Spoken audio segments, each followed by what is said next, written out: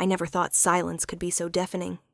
But in the moment when white officer caps flew into the sky like a flock of seagulls amid the thunderous applause of thousands of families, I stood still. No raised hand, no smile, no emotion. Only my heart pounded heavily like a drum muffled in my chest, and before my eyes were two empty chairs cold as the voids they could never fill. I am Rachel Hayes, about to turn 24, just graduated top of my class at the United States Naval Academy Annapolis class of 2010. I was among the less than 10% of women admitted to the program, and even fewer who met the standards to serve in naval combat operations. I'm not smug, but I know I earned my pride. It's just that the people who should have seen it most weren't there. I remember that morning clearly. The sky was crystal clear, with gentle breezes from the Chesapeake Bay brushing against my white uniform. Flags fluttered everywhere, and military bands rehearsed with resounding notes. My friends ran to find their parents' mothers embracing their children in tears, fathers quietly patting their sons' shoulders. I stood by the hallway of the auditorium, phone in hand, a familiar voice on the other end, cold, decisive, efficient, to the point of indifference. "Rachel, I can't make it. Emergency meeting with Qatar partners. If it goes well, Ellsworth Hayes Investment will open a branch in Doha." I stayed silent. Not out of anger, but because I wasn't surprised. "Of course we're proud of you. Your mother sends her regards, too. Sending the seating chart was unnecessary. You understand, don't you?" And he hung up. No congratulations. No asking if I was okay today. I stood there numb, as if plunged into icy water. I knew my father, a cold businessman, always calculating each move like placing pieces on a global chessboard. But I had hoped just once he'd step away from his boardroom, because his daughter had just sworn an oath to lay down her life for her country. I had sent them the auditorium map specific to the row and seat numbers. Section C, row 4, seats 11 and 12. I even printed it in color marked with red pen, and sent 2 copies, one by mail, one by email. In the letter I wrote that the moment I raise my hand in salute as an officer won't be complete without you there. I wrote that, though I wasn't sure they read past the first line. When the ceremony began, I sat in the front row with the other valedictorians. My name was called amid the fanfare of trumpets. I stood saluted crisply, nodding to the commander-in-chief and senior officers. Cameras flashed relentlessly. I kept my face calm as I had practiced hundreds of times in the mirror, but inside I kept glancing toward Section C. 2 gray-blue chairs empty. Amid a sea of colorful people, those 2 voids stood out like dark holes in broad daylight. My roommate, Yvonne, a Texas girl with rosy cheeks and neatly braided hair, was surrounded by her entire family. Her mother sobbed uncontrollably. Her father kissed her forehead. I looked at them, then back at the empty space to my right. My heart tightened. It wasn't jealousy, it was regret. Regret for myself. The ceremony ended and we tossed our caps into the air. I raised my hand half-heartedly, then let it fall like instinct. Someone snapped a photo of me with Yvonne and a few others. I kept that picture later, everyone beaming brightly, but if you looked closely at my eyes, you'd see the emptiness. I didn't want to admit it, but I was shattered inside. That afternoon I returned to my dorm early. I skipped the farewell party, didn't drink beer with friends. I sat on my bed removing each badge from my uniform, placing them on the table like peeling off layers of a mask. I thought of my mother. She was probably still in Manhattan at a board meeting for the charity she founded, an organization dedicated to raising funds for future women leaders. I used to be the little girl who believed my mother was a feminist icon. Now I realized she fought for women everywhere except her own daughter. 3 days later I received a package at the Norfolk base, where I began post-graduation training. It was thick ivory paper, faintly scented with lily, my mother's favorite perfume since I was a child. I opened it carefully. Inside was a gold-embossed card. "Congratulations, Rachel." Attached was a check for $4,500. Below was a brief note written in fountain pen. "Buy something elegant. A pearl necklace, perhaps. We're very proud of you." No mention of the oath I took. No reference to the years I trained until my hands bled. No question about whether I was happy or lonely. Just buy something elegant. As if my achievement was merely an opportunity to dress better for galas. I stared at the check for a long time. My practical mind considered $40 or $500 was substantial. I could buy a military watch or save it, but then I thought of the 2 empty chairs in a sea of people, the phone call on graduation morning, and I tore the check into 100 pieces each, falling like confetti light, meaningless, empty. I didn't cry. I never cried for them anymore. But I knew in that quiet room something in me broke, not loudly, not dramatically, but coldly and silently, like glass cracking under deep sea pressure. That evening I stood before the mirror, putting my uniform back on. Looking at myself, I asked, who am I in their eyes? Not a daughter, not a warrior. Perhaps just something inconvenient.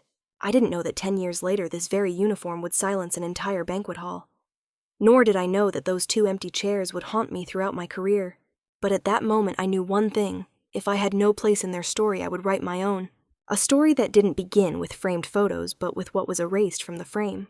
And sometimes it's the forgotten things that can't be ignored forever. I can't recall exactly how long I sat in the small dorm room at the Norfolk base before opening the envelope.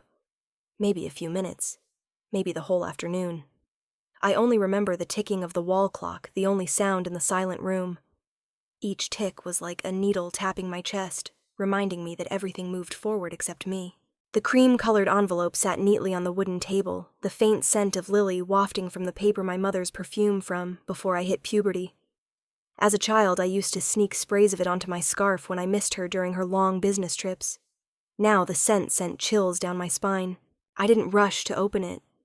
I stared at it like an alien object, both familiar and suspicious.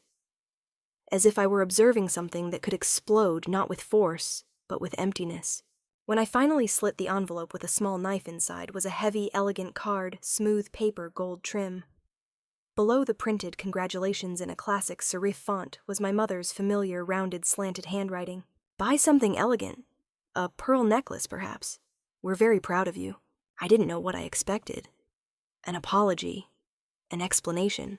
Something to make me feel like their daughter, not an appendix in the book of their lives. I flipped the card over. Nothing more. Then I pulled out the check. $4,500. Not a small sum enough for a high-end pearl necklace in New York or 3 months' rent for a small apartment near the base or a donation to a veterans fund. I set the check on the table and stared at it for a long time. A question crept into my mind uninvited. In their eyes is my honor. Just something to wear around my neck like jewelry. I thought I understood them. Understood how my parents saw the world through logic efficiency image. How it looks always mattered more than what it is. I tried to live differently. I chose the Navy not to defy them, but to understand myself better. To find value without adornment. I thought one day they'd look at me and see something they didn't create, but could be proud of nurturing. But this check, it was a curt message. We don't understand you, but here at least you can wear something pretty. I remembered graduation. The hugs, the tears from other families. The empty chairs like holes in my heart.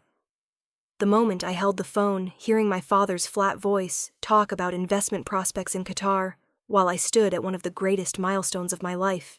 And now this was their compensation. A pearl necklace.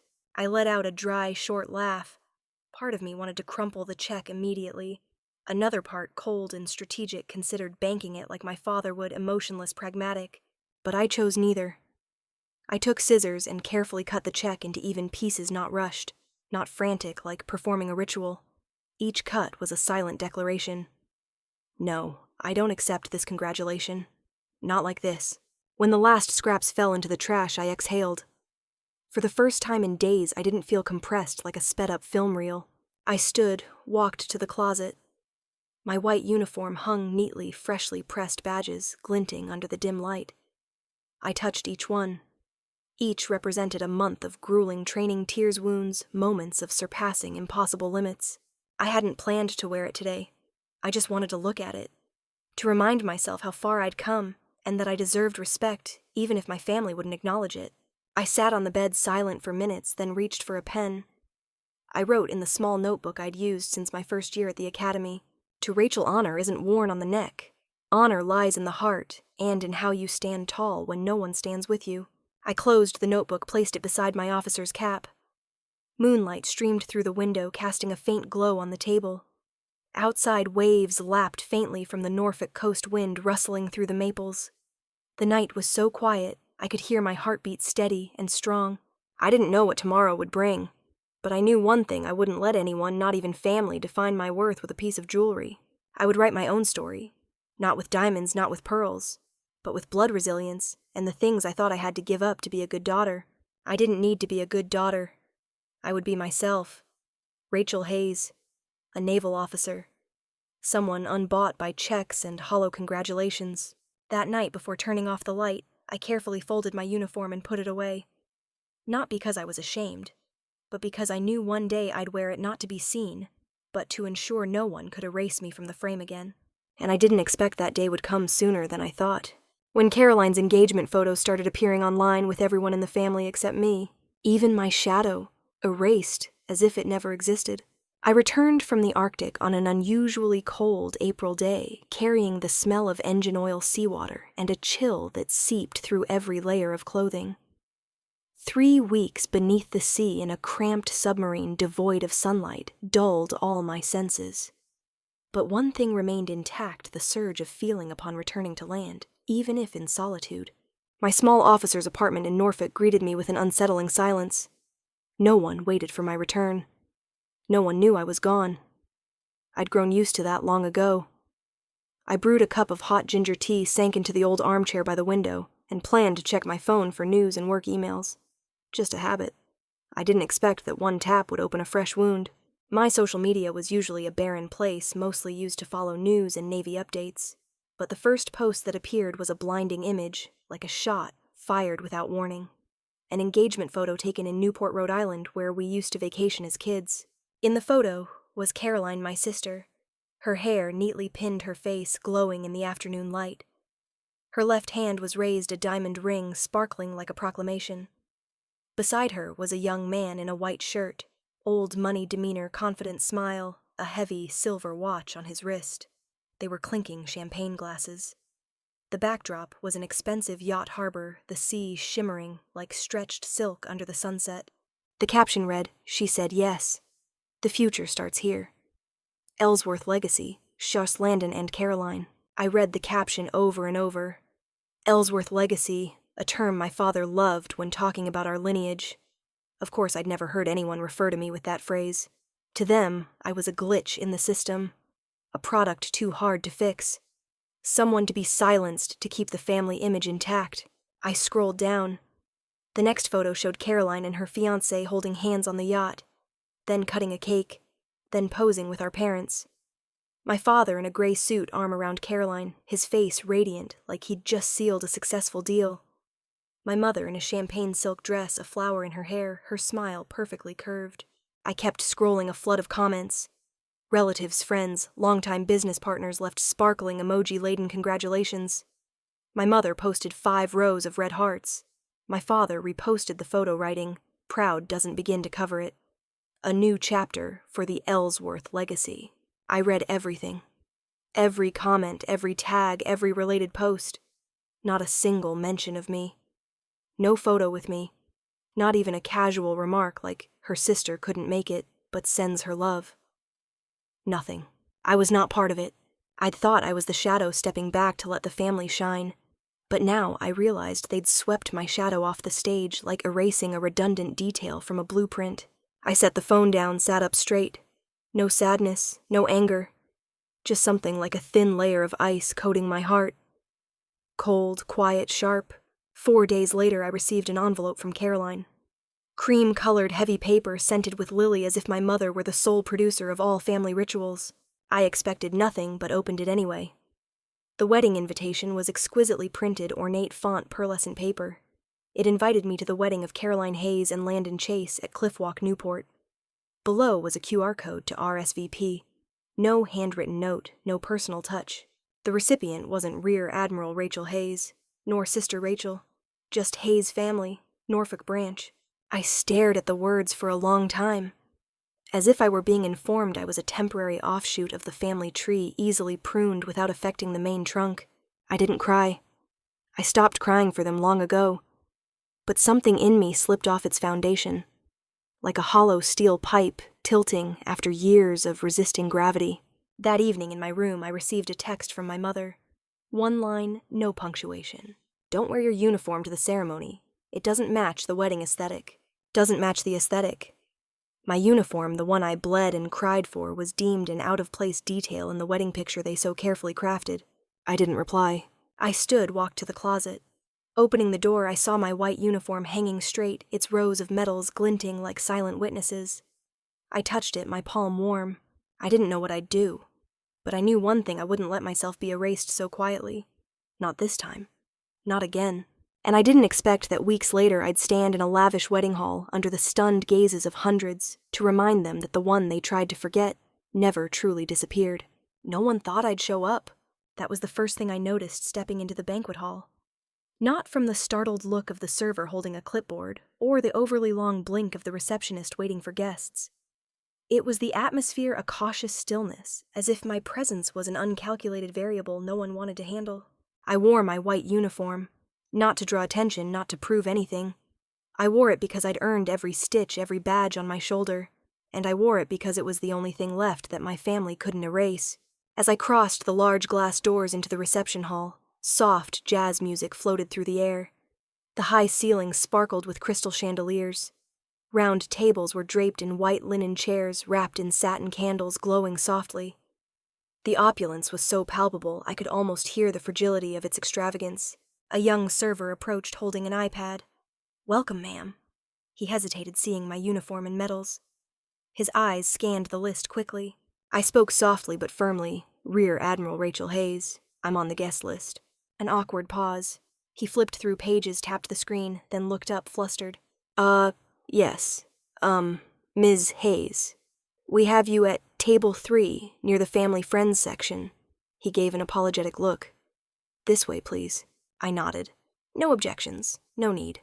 We passed the main table, long, lavish, adorned with crystal glasses, fresh flowers, and golden candles. My father sat at the head, engrossed in conversation with a man I assumed was the groom's father. My mother sat beside him, her pearl necklace gleaming under the lights, perhaps the one she'd wanted me to buy with that check. Caroline glowed like a star, holding a white bouquet, smiling, her eyes sparkling. None of them saw me. Table 3 was a small one near the kitchen door next to the service station. I sat with a woman I vaguely recognized as Cousin Joy, a distant relative from my mother's side, whom I hadn't seen since I was 12. To my left was a middle-aged man with salt and pepper hair, whose name I didn't recall, likely a relative from my father's side. He spent most of the evening scrolling Instagram, occasionally glancing at me before looking away. I sat straight-backed as if in a parade inspection. Not to impress, but because it was the only thing keeping me grounded. No one asked why I came. No one said, "So glad you're here." No one clinked glasses. I was just a stranger dressed wrong, seated in the wrong place. Dinner was served: seafood salad, grilled beef, tenderloin, lemon mousse. I didn't eat much. I wasn't hungry. I don't remember the taste. I only remember my mother's perfume as she passed my table, not looking, not pausing. Midway through the reception, my father stood holding a wine glass, tapping it lightly with a silver spoon. The music faded, then stopped. The room fell into expectant silence. "Thank you all for being here," he began, his voice resonant. "Today, we celebrate not just an engagement, but a worthy continuation of the Ellsworth legacy.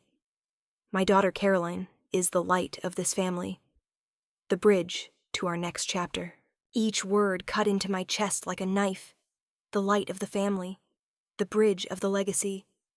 Was I never anything in their story, or was I once but erased like a typo? "Caroline is refined, resolute, and classy," he continued. "Everything the Ellsworth name holds dear she carries within her." I looked up at him. The man who once walked me to my first day of elementary school, taught me to drive, told me I could do anything if I tried. Now he stood there in a room full of people declaring only one of his daughters worthy of carrying the name. And it wasn't me. No one mentioned me, not once, not a word. I looked at the water glass in my hand. Tiny droplets clung to its surface like cold sweat. My hand tightened around it to keep from trembling. As applause erupted, I stood quietly unnoticed. I walked toward the main table. Caroline was laughing with her friends, showing off a new bracelet. My mother was discussing flower arrangements with a server. I stood before my sister. She turned her eyes, surprised but not quite upset. I handed her a navy blue velvet box. "I want you to have this," I said softly. Caroline opened it. Inside was an antique brass compass engraved with patterns bought from a military collector in Virginia. I'd had it inscribed with her wedding date and the coordinates of the chapel where our grandparents married in 1946. "Is this real?" Caroline asked, glancing at it for barely 3 seconds. "Oh, thank you." She set the box beside her dessert plate. I stood there a moment longer, waiting for another word, a look, some emotion. But nothing. Caroline returned to her interrupted conversation. My mother glided past me like I was part of the decor. I turned, retreating to my auxiliary table. As I sat, a server began clearing glasses, napkins, dessert plates. His hand brushed the velvet box, nudging it toward a pile of dirty linens. I lunged forward. "Wait," I said quickly. I grabbed the box, clutching it, as if it were the only thing keeping me from breaking. This compass didn't deserve to be forgotten. Neither did I. That night I left the reception without saying goodbye. Newport's air was colder than I expected. The sea breeze carried salt and a pang of loneliness in my chest. I walked slowly to my hotel, not crying, not angry. Just empty. But it was a sharp, defined emptiness, like a space where I once existed, but someone else decided to erase. I sat in the dark, the compass in hand, watching its tiny markers spin aimlessly. For the first time I wondered, maybe it's time I stopped trying to sit at their table. Maybe I should build my own and let them see me from afar. There are moments that need no dialogue, no cries, no screams. Just a gesture, an image enough to shatter what's left of trust. For me, that moment was seeing the compass, the gift I'd painstakingly chosen, teetering on the edge of the banquet table, next to used plates and napkins about to be swept away with the trash. The party was nearly over. The music had shifted to vague instrumentals, giving way to the lively chatter of lingering guests taking photos. I was still at table 3, where the chairs had gone cold, just me, an empty seat, and a server starting to clear dishes.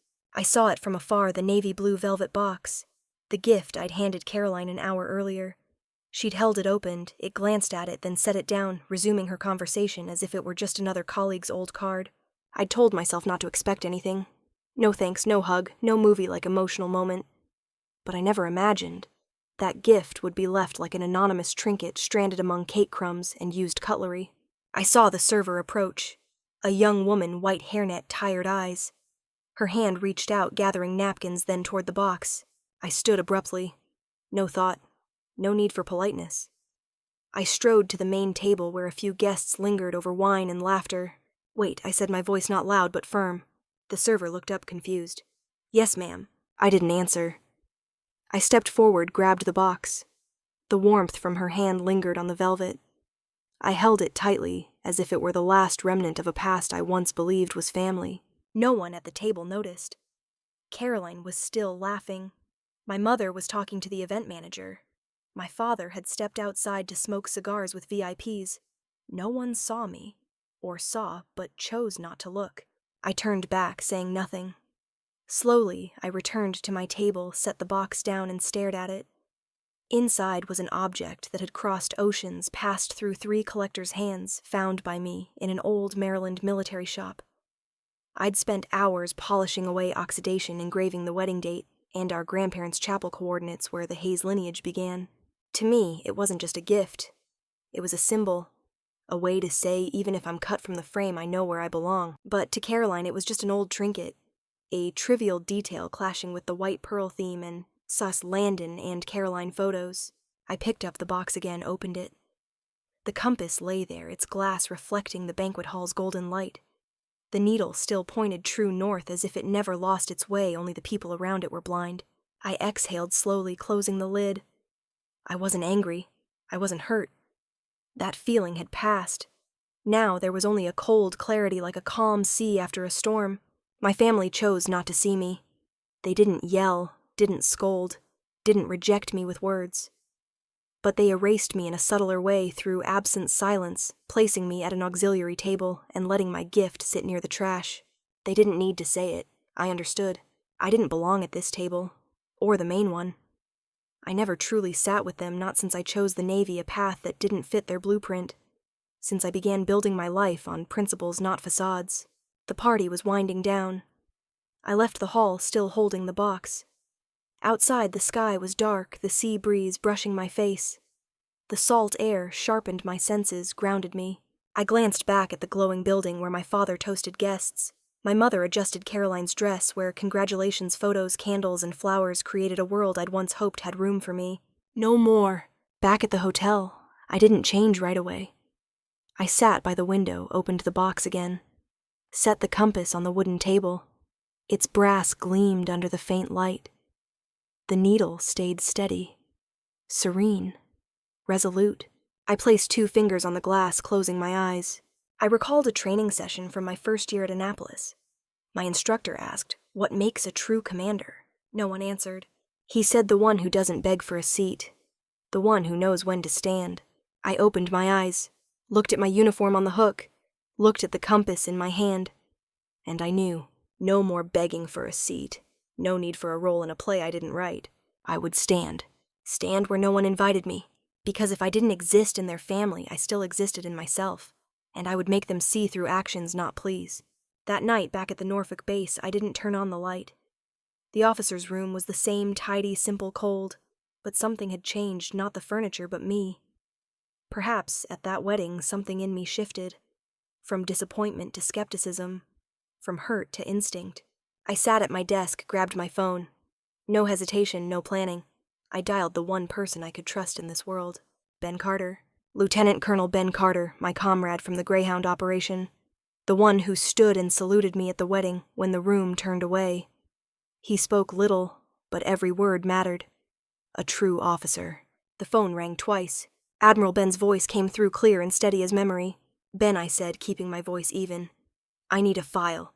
Orion class. Greyhound project. Not the redacted version. I need the original." A second of silence. "Got it," he said. "Something up." I didn't answer right away. I had no proof, no clear data. Just a gnawing feeling like a crack in a wall only a long-time resident hears. Just, I think someone used my name wrong. In the system. Ben didn't press. "Give me 12 hours. I hung up, sitting in silence. The computer screen glowed faintly. I opened my notebook, flipping to notes from a prior Greyhound investigation. Though labeled a tactical success, something always felt opaque. In that operation, Vice Admiral Harrison Croft ordered the ship into a deep trench, despite sonar warnings of reef collapse risks. That call nearly killed the crew if I hadn't intervened, disobeying orders and launching an immediate rescue. Croft kept his post. I was reassigned. I thought it was the natural consequence of a junior officer overriding command. But after tonight, I questioned, why wasn't Croft investigated? Why was I the one who saved the ship labeled uncooperative in the final report? And why did my father, an investor, mention a promising military project shortly after? Ben's message came at 2:13 a.m. 4 words, data sent. Level 5 encryption. I opened my laptop, entered my security code, verified biometrics. A file appeared titled, simply, Greyhound Original Unredacted Dots PDF. I scrolled. Pages of reports unfolded, mission schematics, orders, sonar maps, technical logs, communication records. All unredacted. Then I found the audio. Croft voice rigid and cold. "We'll push through the trench. Risks are acceptable. Investors are watching live. We need positive results. Any issues will be managed by PR." I paused. My heart thumped. Investors live. Why would a military operation have investors who authorized that? I scrolled further. An internal memo from Croft's support team marked top secret. No public circulation. Noted proposal from Croft, maintain coordination with external sponsors including Ellsworth Capital. Recommend no formal record of contact. Ellsworth Capital. I stared at the name. No coincidence. That was my father's co-founded company. I scrolled to the officer evaluations. Under my name, a short, bolded line in red. Rachel Hayes, uncooperative personnel. Recommend removal from sonar contract chain. Temporarily exclude Ellsworth Capital from priority bidders. A chill ran down my spine. This wasn't just my family disowning me or a wedding without my name. This was another level I was sidelined for my integrity, and my father, the man who preached, keep it professional, let his company tangle with dangerous manipulations that nearly killed dozens on a submarine. They tried to use me as a bridge. When I didn't comply, they erased me not just from photos, but from their power map. I don't know how long I sat in the dark. Outside, dawn crept in faint, like a truth emerging from fog. I closed the file, removed the drive, locked it in the safe. I didn't cry. I had no tears left for discoveries like this. I only felt one thing: the war started long ago. But this time it wasn't fought offshore or undersea. It was deeper in the hearts of those I once called family. Not every battle I fought had gunfire. Some began with a laptop screen, a decrypted email at dawn, and a question echoing in my heart. If they tried to erase me from their story, was I ready to rewrite it from the middle of the page? The middle of a wedding, the very place they thought they were safest. The next morning I called Ben Carter. He didn't need much explanation. I said, "Ben, I have the material, but I can't walk in alone." His voice was low. "I know. I'm in. Not just for you, but for those who wouldn't have come back from Greyhound. Name the time. The wedding's at 3, but the main reception starts at 7. The best time to intervene is during the memory slideshow, when the screen's up and all eyes are on it." "Got it," Ben replied. "You have the gear. I need you to handle that. Secure projection equipment. Simultaneous audio and video broadcast. I'll bring the files on a drive encrypted. No traces." Ben paused. "You sure you want to go this far?" he asked, not doubting but like a teammate confirming the target before parachuting into a hot zone. "It's not about wanting. It's about having no choice," I replied. After the call, I wrote down every step of the plan, leaving no detail unchecked. I had to control not just the truth, but how it appeared, no dramatics, no vengeance. I didn't want to humiliate anyone. I just wanted them to see. I contacted a former communications officer I'd worked with now, handling AV for private events. He agreed immediately, helping me integrate an input device into the wedding hall's AV system under the guise of testing projection lag. I sent Ben the full list of what to display: Croft's original audio mission reports, sonar maps, communication logs, and the internal email mentioning my father and the red-marked line labeling me uncooperative. Ben added a recorded testimony from an unexpected source, Captain David Egan Greyhound's commander that day. He agreed to verify every detail and, if needed, appear in person. I organized everything onto a tiny USB in a keychain. A second copy went on a memory card in my phone. A paper copy was locked in the base's safe just in case. At noon, I returned to the hotel. Newport's summer light was crystalline, the sea breeze gentle, but to me, it was just the calm before a storm. I opened the closet. My white uniform hung ready as if waiting. I hadn't looked at it like this in a while, not as a symbol or a showpiece. This time it was evidence. I stepped closer, touching the polished buttons, running my fingers over the metals. Each one marked a limit I'd surpassed, not for recognition, but to keep something in me from dissolving in the margins. I remembered the previous night's reception, the distracted glances, the toasts not meant for me, the feeling of being erased from my own life's canvas like a layer of paint scrubbed off by someone else's hand. I wasn't doing this for revenge. I was doing it to reclaim my presence. I thought of Caroline. Despite the hurt, I didn't want to ruin her wedding. I once thought that was noble. But now I understood truth isn't to be avoided. If she chose to marry on a foundation of lies, I wasn't the one breaking it down. I was just pulling back the curtain to let the light in. I laid the uniform on the bed, checking every detail. Polished shoes, white gloves, visored cap, officer's insignia. I sat looking in the mirror. The woman in the mirror was no longer the 24-year-old standing alone before 2 empty chairs at graduation. She was someone who knew she'd been erased from her family's map and kept walking. I pulled the navy blue velvet box with the compass from the drawer. I opened it, looking at the needle. It didn't waver, still pointed north. I smiled faintly. Some things don't need others' validation to be true. They simply are steady, unwavering, despite the storms. I closed the box, slipped it into my pocket. Tomorrow I'd walk into the ceremony with my head high, not to be seen, but to ensure no one could ignore me anymore. I'd been taught that truth always finds a way to speak. But I never imagined my own voice broadcast through the hall's speakers at a lavish wedding would be the first shot in a battle I no longer avoided. The moment Ben stood saluting me before hundreds of guests didn't last long, but it was a signal, a bell. And then the main screen meant for Caroline's wedding slideshow went dark. The room's lights dimmed. No more background music, no introductions. Just a faint, static hum before the first image appeared. A sonar map flashed on the black screen, the Arctic waters where Greyhound operated 3 years ago. I was there. I knew every contour of that sea, every metric born of blood, sweat, and sacrifice. Murmurs rippled through the crowd. Laughter faded. Wine glasses were set down. Some guests glanced around, thinking it was a glitch. But I knew this was the truth stepping into the light. Then the voice came. Low, cold, familiar to any officer from that mission. Push the formation into the trench. Assets are exposed. Maintain perimeter. Control the narrative. Croft. I heard my mother gasp sharply. A guest in front turned to look at me. I didn't move. I'd heard that tape dozens of times, but this time it played not to condemn, but to remind and awaken. Next came audio from the emergency channel. My voice amid high-stakes chaos. Deny the order. Assess the situation. Activate search and rescue protocol. We don't leave anyone behind. I'd said those words knowing I was defying a direct command. But I never regretted it. Never. The room's air thickened. I heard my heartbeat steady as burning glances turned in the audience. The screen shifted internal emails, Defense Security Board notes. Ellsworth Capital, recommend removal from sonar contract list. Rachel Hayes, uncooperative personnel. Then another image, the engagement party donor list. At the bottom, Croft Foundation. The pieces fell into place. The hall froze in a breathless moment. Then an older man from the third row stood. His white hair gleamed, but his stance was as steady as in his active days. He couldn't wait any longer. I am Colonel David Egan, he said, his voice like a command.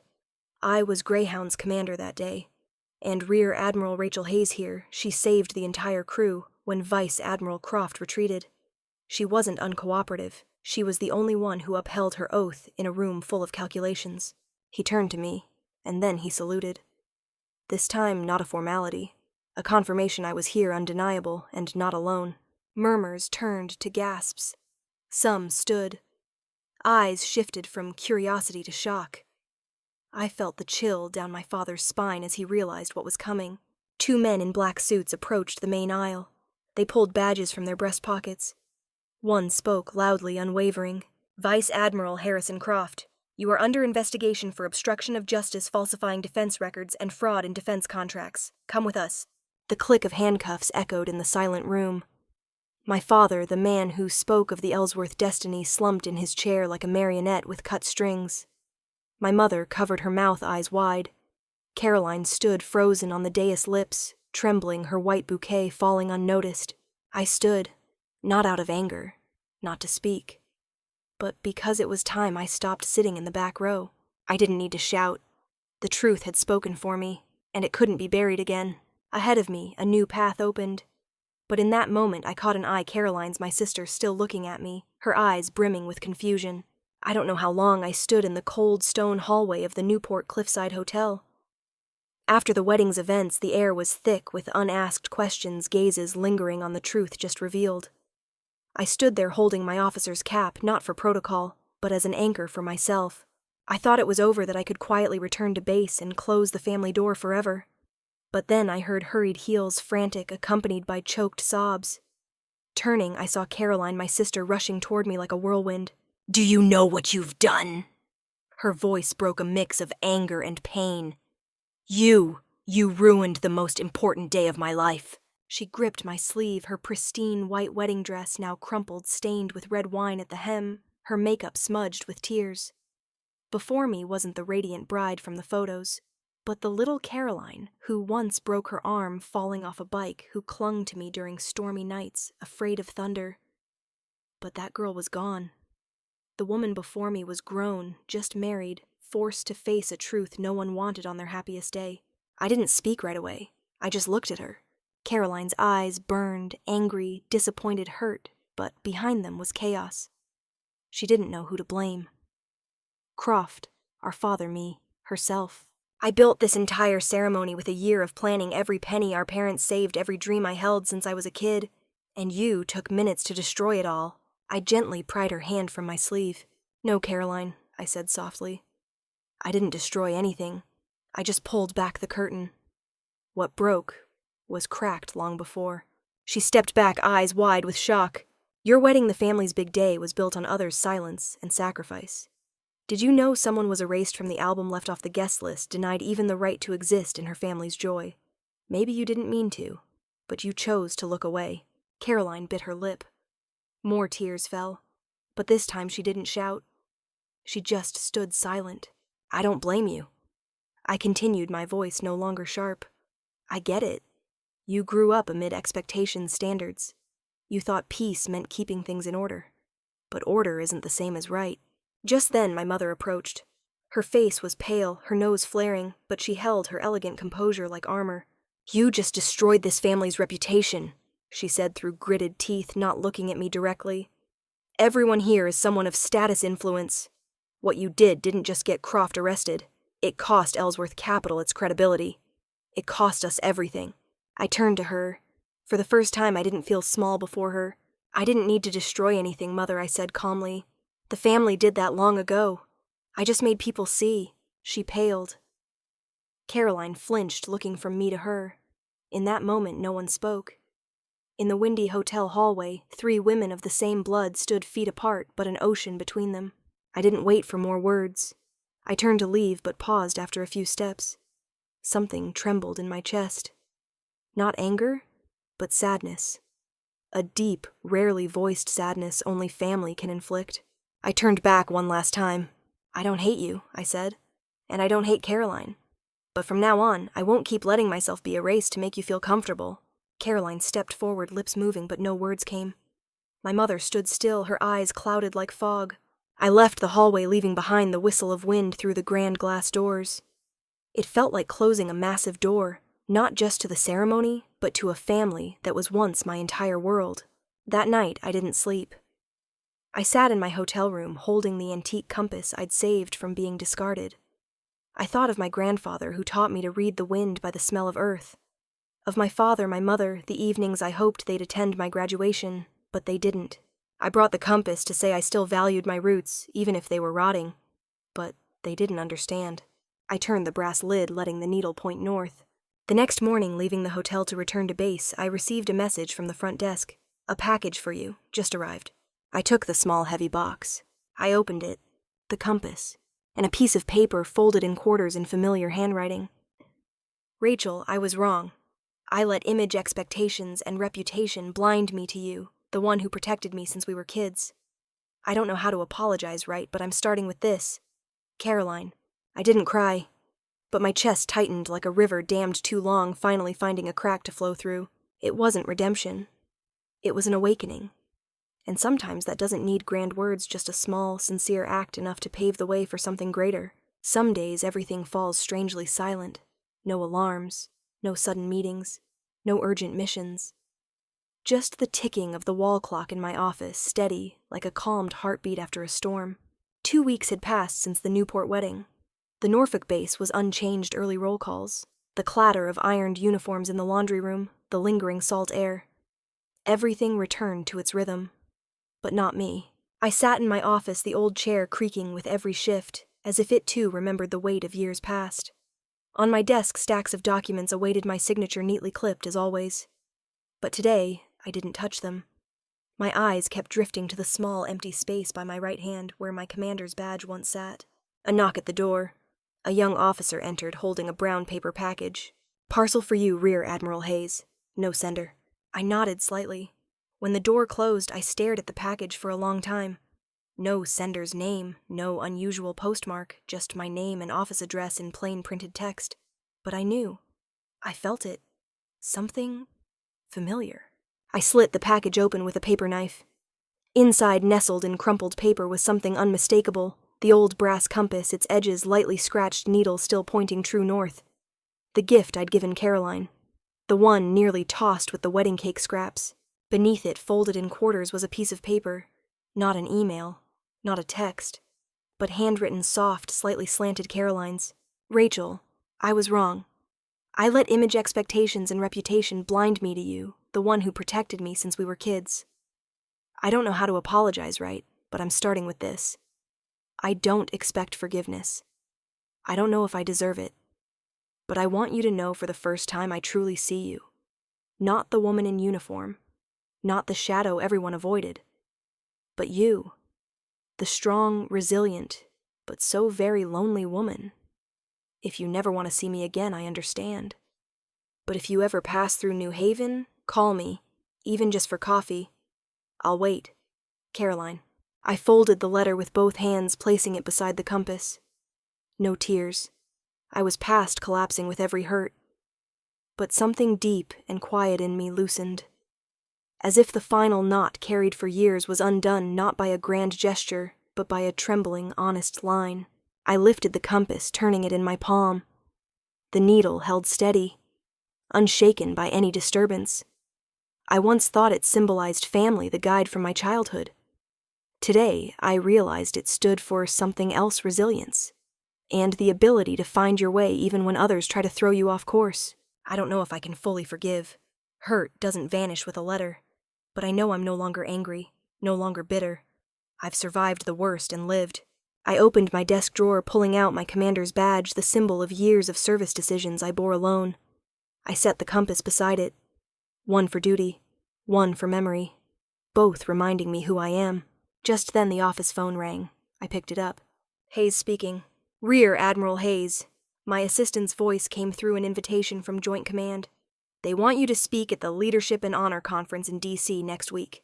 The speaker list includes key mission commanders. Your name's first. I paused for a second, then nodded. Confirmed. I'll be there. I set the receiver down, eyes still on the compass. Whether I go to D.C. New Haven or back to the Arctic, I know one thing: I no longer carry the weight of silence. I carry truth. And forgiveness, though incomplete, has begun to speak. Norfolk's October sea breeze carried a faint salt tang, mixed with the old engine oil from patrol boats at the dock. I stood on the wooden pier, hands in my uniform coat pockets, eyes tracing the ripples lapping against Greyhound, the ship that carried me through frozen seas and decisions that weighed heavy on my heart. The water was calm, but inside me something had just shifted, a true stillness, after years of living in mere order. I wasn't here to command or inspect equipment. No meetings, no reports, no flags raised to trumpets today. I came because of a message left at the security office. Someone requests to meet, says she's the wife of a former Greyhound sailor. Stepping to the pier's end, I saw them immediately, a young woman, short brown hair and a cream-colored coat, tightly holding a boy of 6 or 7. The boy wore a green knit cap, clutching a folded piece of paper like a treasure. The woman smiled first. A polite but shaky smile, as if unsure I'd stay. Rear Admiral Rachel Hayes, she asked. I nodded. I'm Evelyn. My husband, Sergeant Michael Green, served under you his last year before retiring. I nodded again, my gaze slowly shifting to the boy. His eyes were bright and deep, like those of many sailors I'd led, quiet but fearless. Evelyn took a breath, then continued. He wasn't good at saying thank you, but he always told our son about the commander who left no one behind. That story became his bedtime tale. I tilted my head, speechless. Left no one behind struck a deep chord where I'd once felt abandoned by my own family. The boy stepped forward, handing me the carefully smoothed paper. I opened it. It was a child's drawing, scribbled colorful. A gray ship with a tall antenna. On the bow, the name Rachel. Below were blue waves, and above in uneven block letters. Thank you, Admiral Rachel. I looked at the drawing, at the small hands, waiting for my reaction. No one spoke. Evelyn quietly squeezed her son's shoulder, and then for the first time in years I laughed. Not a polite smile, not a ceremonial nod. A real laugh, full, unburdened, free of image or expectation. I knelt to the boy's level, placing a hand on his shoulder. Thank you, I said, my voice trembling like waves against the ship. You know sometimes grown-ups need reminding they haven't been forgotten. The boy nodded solemnly. He didn't fully understand, but I knew he felt something important. Evelyn spoke softly, almost a whisper. Your legacy isn't in medals or headlines. It's in people like Mike. And now in this boy. I could only nod, thanking her, though words felt clumsy. As they walked away into the fading afternoon light, I stood still, watching them like a memory coming alive. I folded the drawing carefully as if it were classified. Back in my office, I opened the drawer, pulling out my commander's badge and the compass. I set the drawing beside them, a trio. One for what I led. One for where I came from. One for the reminder I'm still here and remembered. I have no legacy in family albums. Caroline's wedding photos don't include me. At graduation, I stood alone between empty chairs. But I have something else, something no Photoshop or rumor can erase: the hearts I protected, who stood by me, who spoke truth when no one dared. A true legacy isn't a name on a birth certificate. It's the people who choose to remember you, even when they don't have to. That evening I sat by the window, watching the port lights flicker with the tide. I poured a glass of water, raising it in a silent toast to those who stood behind me, whose names no one knows. I don't need their salutes. I just need them to live, and keep telling the story of the commander who left no one behind. I still keep my uniform hung straight in the closet, but now I don't need it to prove anything. Life doesn't always give you a family that values you, but that doesn't mean you're unworthy of love, unworthy of being remembered. I once thought my honor was a burden to my kin, but it turned out to be a guiding light for others, those I protected, trusted, and who now stand by me. My story isn't just a naval officer's log. It's the journey of anyone hurt by silence, sidelined by their own blood. But if you keep walking, holding fast to dignity and compassion, you'll find hearts that see you, truly see you. If you've ever felt invisible, know this: someone out there is thanking you for not disappearing. If this story touched, you don't forget to follow the channel, share, or leave a comment. I want to hear your story because we all deserve to have our names spoken.